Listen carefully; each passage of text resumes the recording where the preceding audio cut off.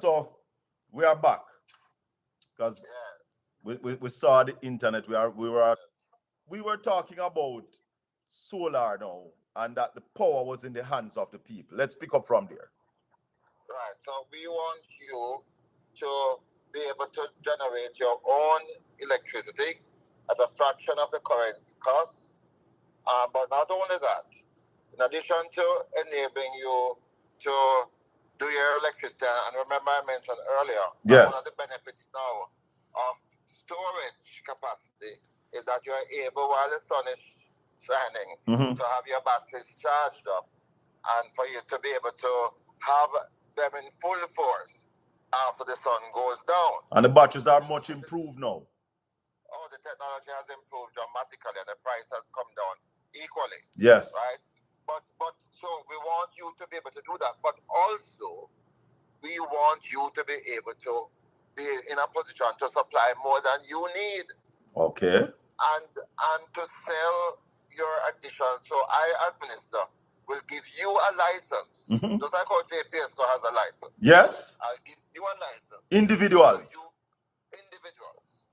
So you can sell your additional capacity to the JPSCO for money. So let me understand that. So you're saying that if I find myself with a piece of money and decide that I want to fill my house up with solar panel, I will get a license that I can sell to JPS. So that's a business. That is a business. And we want any individual to be in such a position to do. I had started that before, but this government really hasn't picked up on it. Is that what you call net billing?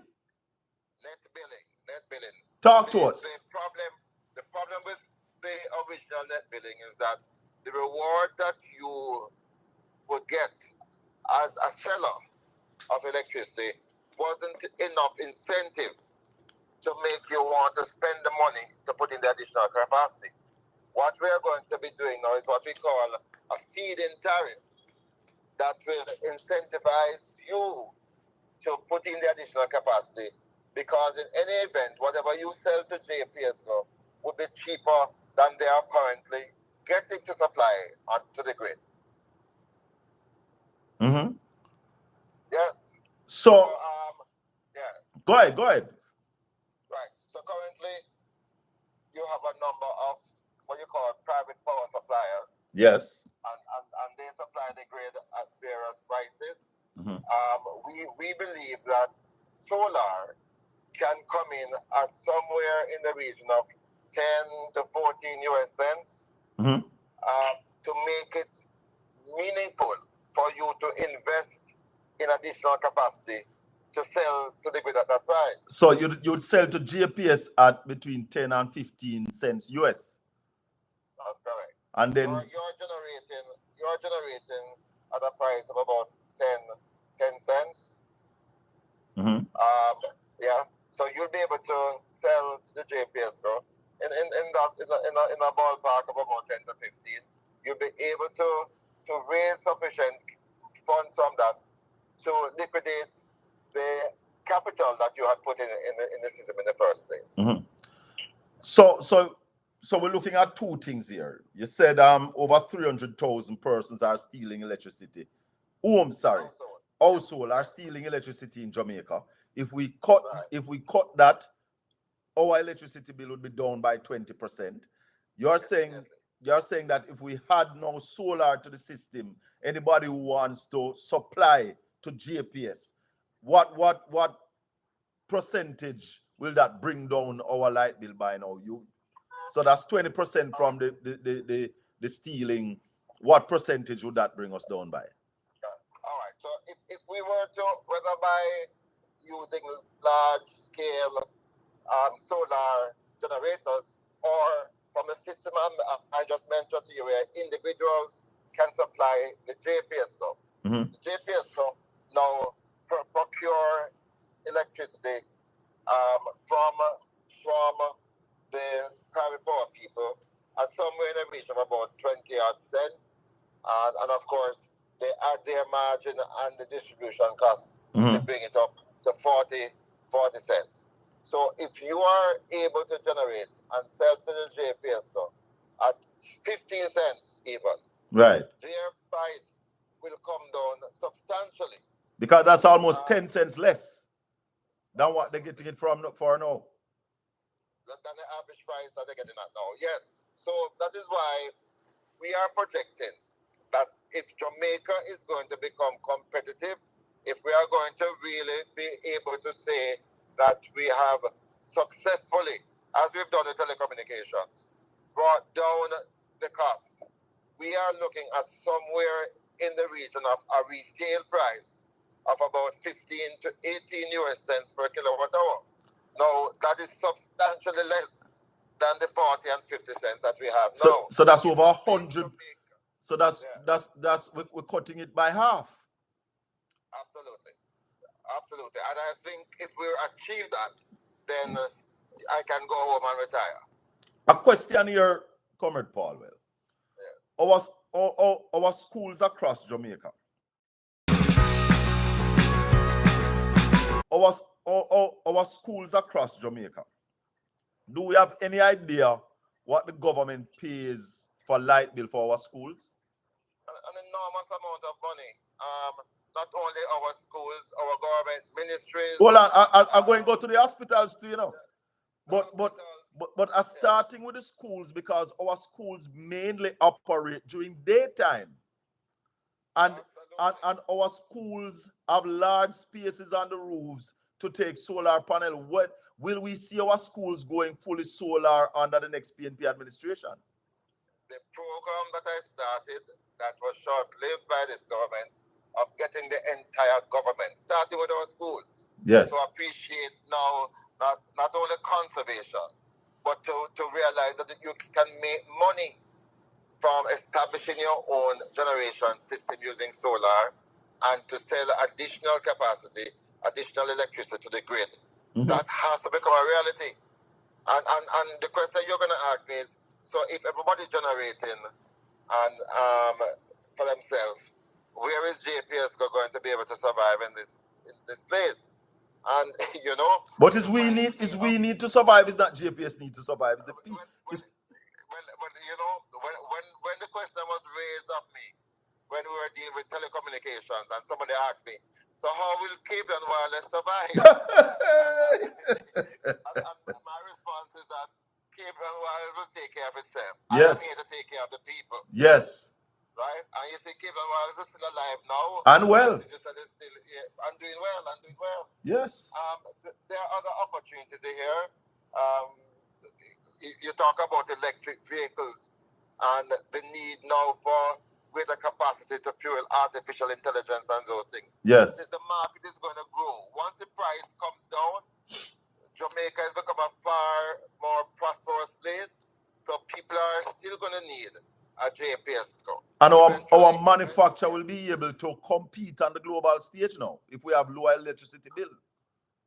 Listen, man, it is a circle that once you start with one end showing lower prices, it is going to revolve to the benefit of everybody, including all the producers who are here. So I have no fear for JPS and others. What I want to do is to reform the system so that the ordinary Jamaica can immediately see these benefits and access them. The present Minister of Energy loved to point fingers at you and say that you were the one who gave JPS the license that they have now and you didn't do due diligence. Respond to him. But first of all, I wasn't the minister who gave JPS the license. I wasn't the Minister of Energy in 2001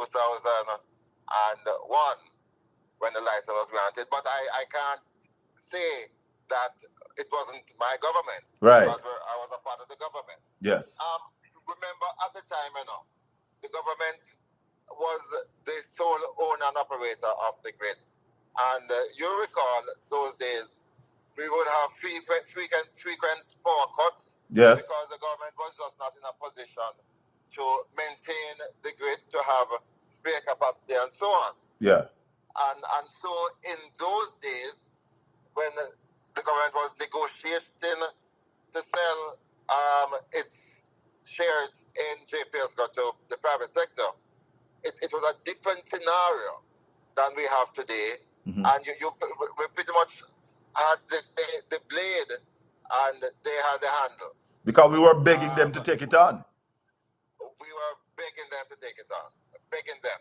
So at that time, you would see 20-year licenses being granted. Yes. Today, it's a different situation. We have the handle, and when you have the handle, you must use it in favor of your people, right? And it's not that we are going to be, reneging on agreements and we're going to be running roughshod over the private sector. But all we're saying is that our people deserve a break, and I am elected to serve the people, not to serve in a special interest or in a special company, and that has to be going forward now our mantra. So we are looking at solar as a big thing. You were the one who brought in the wind turbine. What's their name? Upon the hill. The Wickton Wind Farm. Yes. I remember when we went to the private sector. I was minister then. Yes. We went to the private sector and said, listen, we have hold on. Before you're going, who was the minister in 2001? Who was the energy? So Minister Pickersgill was there. Oh, Bobby Pickersgill. Okay, cool. Just for information.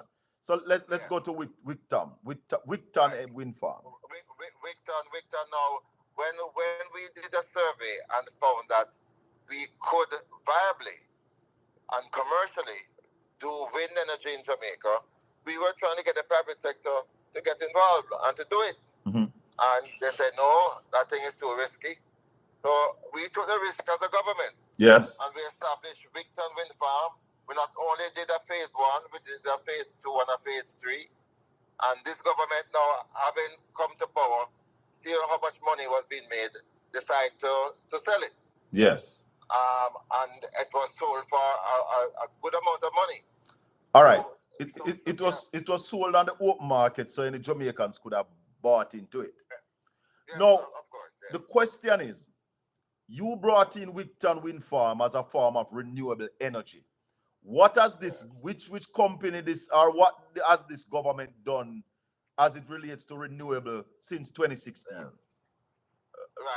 nothing much, because in addition to Wickton, I had also established the single largest solar farm at the time, and in content, Clarendon. Yeah. By a company called WRB, an American company. Oh, so you didn't just do Wickton, you did more? No, yeah, man. Tell us about it, because them say we don't do nothing, Listen. Tell us about it, because them say we don't do nothing, Well, this is nonsense. So we did. I'll tell you more than that. When we had signed the Petro-Carib agreement, of course, the U.S.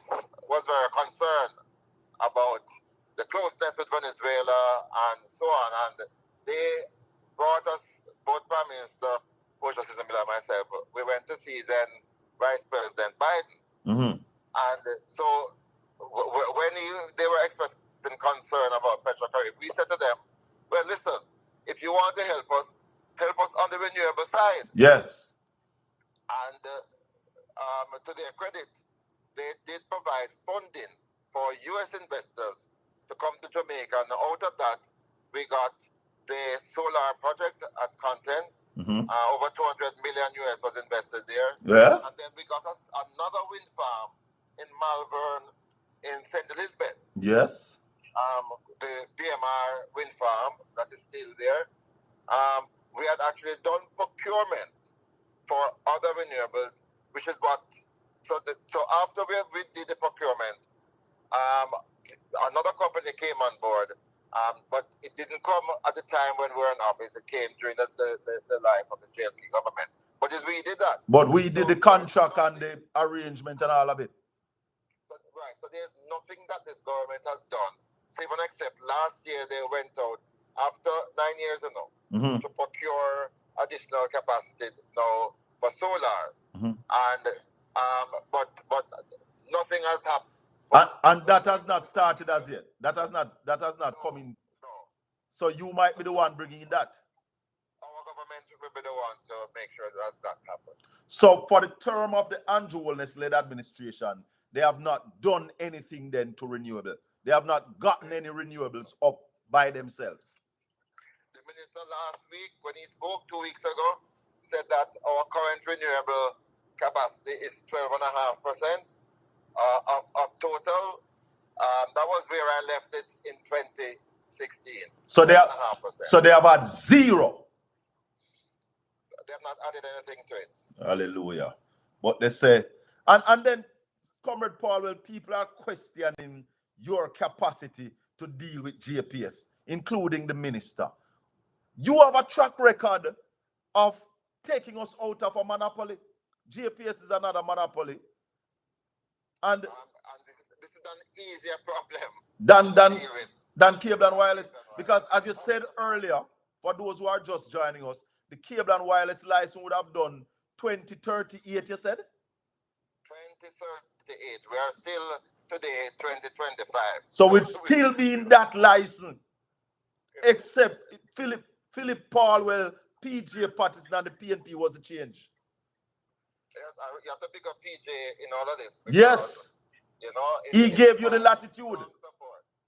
Strong support from the Prime Minister at the time, because it's not easy to go up against certain people. And those days, cable and wireless was the powerhouse. Never no small company, was the powerhouse.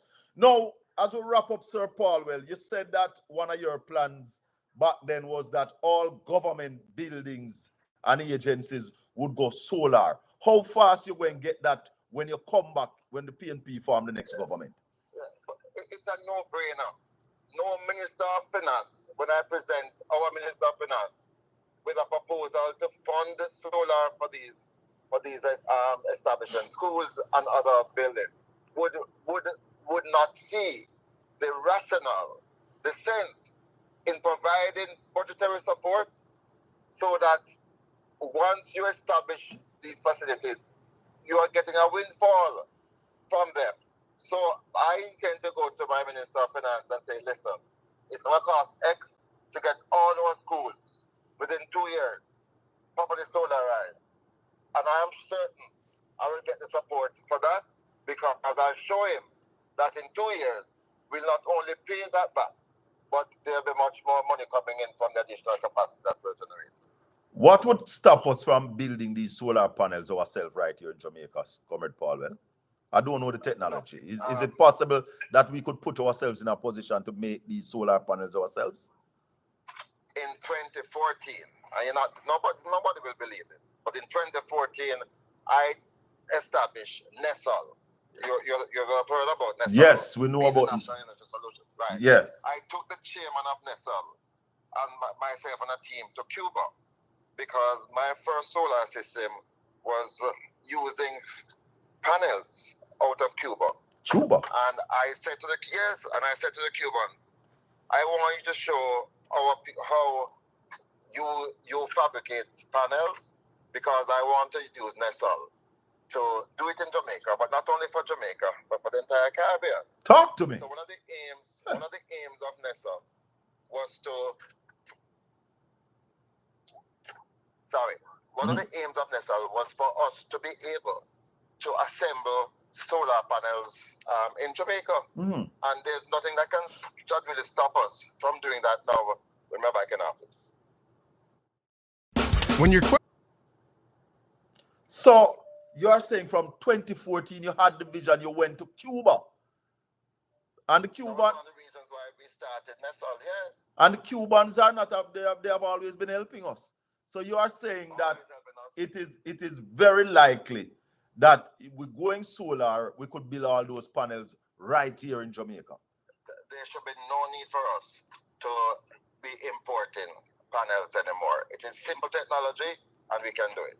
And with no disrespect, I am saying, if Cuba can do it based on the embargo that is on Cuba, and they can build their own solar panel, then Lord man, what are we doing to ourselves? We can more than do it. We can more than do it. God has blessed us with sunshine 365.25 days per year.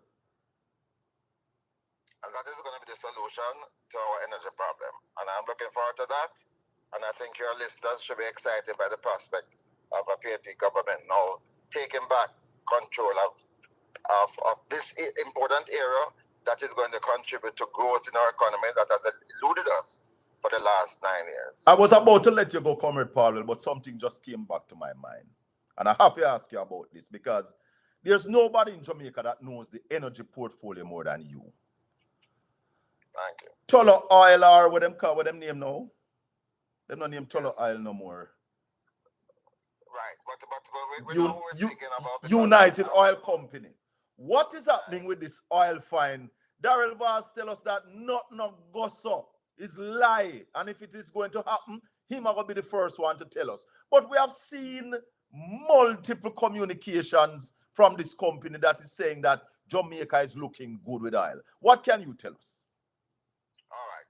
So when I was minister, having looked over all the data that was available for 30 odd years, I decided that, as usual, we're going to take the plunge, we're going to take the risk. So I went out there and promoted Jamaica as a destination for prospecting for oil and gas. Okay. And I was the one who signed the agreement with Tullow Oil, which later became United Oil. And so gas. That agreement that they have is not with this current government. In fact, at the time, we were in discussion with another major company, because Tullow Oil is really not a major corporation. We were in touch with Repsol, and we were on the verge of signing a similar agreement with them when the government changed, and they lost interest because they were not able to get anywhere with the negotiations. What I'm aware of, because in that agreement that I signed with Tullow Oil, the government of Jamaica wouldn't pay $1, but the company would commit to doing the remaining work, the gathering of data, and we're talking now of seismic data where you actually are able to take pictures of underground structures, yes, undersea structures, and out of that be able to make certain inferences. And I'm aware of those additional data that have come in that show that if those underground structures that have been shown up in the seismic work, if they have oil and or gas in them, it will be substantial amounts. Now you can't tell by just a seismic study how much oil or if there is oil or gas. But what we do have are structures that are present in Guyana, where they have had great finds, and elsewhere in the region, right? But the way the oil market is, or the way oil is established and remain underground is quite unique, because sometimes you can have seepage from one system to another system, and so it is not until you drill and go down there to determine whether you have commercial quantities, yes, that you'll know for sure. Now that has not yet happened. So what we have are pictures showing the structures that exist underwater, but until you drill, which is my criticism now of this government, because that agreement that I had signed in 2015 mandated that drilling would have occurred within 5 years. And that 5 years would have been passed already. Long time. So on day one, when we resume office, we will say to United Oil, give us a date when you're going to drill, and if not, we will have to look now to see the terms of the license and how we are going to insist and enforce those terms to be activated, so that we can know for sure whether or not the potential that exists is real by actual drilling. So what do you say to my listeners and viewers who have been seeing all these releases, and they say that they have 3D mapping and all of that, and Tullow Oil is not United Oil and Gas is saying that what they need now is investors. We heard that they got a license. The party leader was questioning the minister in the parliament about a license from NEPA, which sounds like that license has already been granted. No. Trust me on this one because I be the one who gave them the license. I want to make sure that they perform. Mhm. And when you talk about 3D drawing, Mappings, yeah. it's the same seismic. It's the same seismic. That I just mentioned. Okay. Right. So what happens is that they just go and do for simplification pictures. The technology now exists where you can do three-dimensional photographs of undersea, Yes. and it will be able to give you depictions of what we call reservoir, because that's how the oil is naturally stored Mm-hmm. in the wells. And once you see those structures, you are very confident that something is there. But no drilling has occurred as yet. Right. So we can't say for sure Mhm. that those structures represent commercial finds. It is not until we get back into office and we insist that the drilling takes place. All right, that so we know for sure. so the releases that we are seeing from United Oil and Gas, they are not fake releases. They are true. Marketing they're doing. Right, and it is coming from They them. have to raise the funds. Yes. So why would the minister tell us that nothing like that pure lie? Why wouldn't you say like what you have said? They have done the testing and we're waiting on them to drill. Yes. Well, I don't even know if the government is aware or study the thing sufficiently to be able to speak adequately on it. But it's a simple matter. So maybe that's why I'm just throwing it out. Yeah, it's a simple matter. Based on the license that I granted, they have done the research. The research shows that there are structures underwater that have the potential of vast amount of oil and or gas. And we The hear only way we're going to realize the potential is if we drill. occurs. And we heard that those are not as deep as in Guyana, they are actually pretty shallow. It is relatively shallow based on other finds elsewhere, like Guyana, for sure. Sir Paul, well, anything you want to say to my listeners and viewers before you leave us this morning? Well, I'm actually heading to a funeral now out in the country, and I suspect we might lose a little of the. Well, we're actually wrapping up. It's just if you have anything to say to them finally, I am giving you that opportunity. Of course. Go ahead. So we are about to have elections. Mr. Holness can't drag it out much longer. September is around the corner, and I don't think he would risk going into September. So we have to be on alert. We have to say to those persons who haven't voted for a while that this is an important election. One of the things that really has badly affected this country is the high cost of living, driven largely because of the high price of energy. The PNP, when we form government, if the people allow it, will put in place, we already have the plans to lower the cost of electricity and to focus on Jamaica growing once more, so that even if there is inflation, people's income will be increased sufficient for them to be able to take care of themselves and their family. Our intention is to build a middle-class society, and we have an opportunity now, and we're calling on everybody to support us as we go into this campaign. Sir Paul, well, somebody's saying that they are doing core sampling. What is that? We did for many years core sampling across Jamaica, and that's the reason why we are so confident that there will be deposits found once we drill. And it is really looking at the rock system, the rock structures, to see if by going down a certain distance you can pull out certain samples of the core to see if some of the features, what you call footprint towards discovery of oil and gas, is present. Mm-hmm. You're not going to know for sure until you drill. We have commercial quantities until you drill. Jamaica drilled 5 times in the past. Oh? And yes, and we did have what we call shows. It means that we did see evidence of oil and gas. but it was not in commercial quantities. And until you get to drilling where you are able to strike gold, as it were, and find commercial quantities, you can't say that you are there. and none of the 5 times were in this area that we are mapping, that we have mapped now. Download the That we have mapped now. No, these were different areas. Okay. And these like about 3 or so decades ago. Okay. Sir Paul, well, I want to thank you very much. Safe travel on the road, my brother, and we'll be talking soon.